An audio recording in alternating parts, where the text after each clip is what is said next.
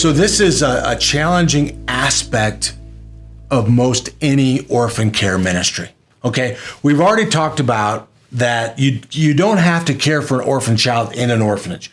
You can care for an orphan child outside the environment or context of an orphanage. We've already talked about the definition. We don't need to necessarily adhere to some rigid definition of an orphan child, but we need to serve children in need, right? An orphan child maybe that lacks proper or direct parental care. Well, I can tell you, you are going to be challenged by this element, which is called standard of care. So I've been to many orphanages around the world. We've got some orphanages of our own that we work with in conjunction with field partners. We support some orphanages that were established otherwise that we support in context of a field partner. And so standard of care is always a concern. Okay. And so I want to talk about a spectrum of care.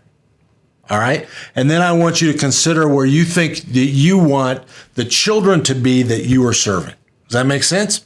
All right. So you've got this on one spectrum.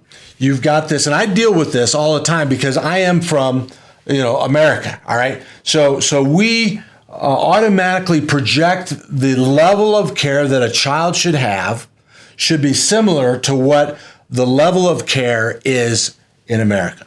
Okay, so they should go to school. They should aspire to be an attorney or a doctor.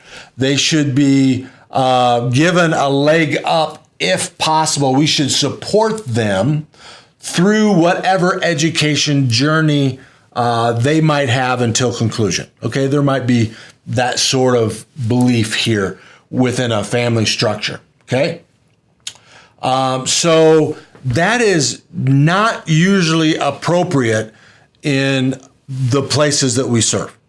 Okay, it's just not appropriate. It's not practical. It's not realistic. Okay, now that doesn't mean that we should have some substandard level of care or expectation.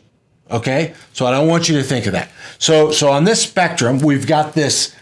Let's call it America. This warped vision of what level of care we should consider for our children. And then we have this other end of the spectrum that orphan children have nothing. And that's sometimes true. I've seen many children in many conditions. They have barely more than nothing. Okay?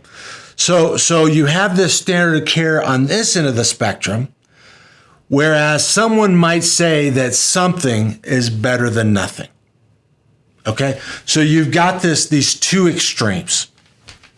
Now, I have had donors on this end that expected us to administer this level of care in the field. Okay? That is not appropriate. All right? And I don't need to state specific places. It's barely appropriate for America. It's not appropriate for America. I could give you many specifics that's even happening in the news now where you could say there's evidence that this is not working in terms of what we do for our young people in America. Okay? And this mindset that something is better than nothing is not appropriate either. All right, so you've got these two extremes.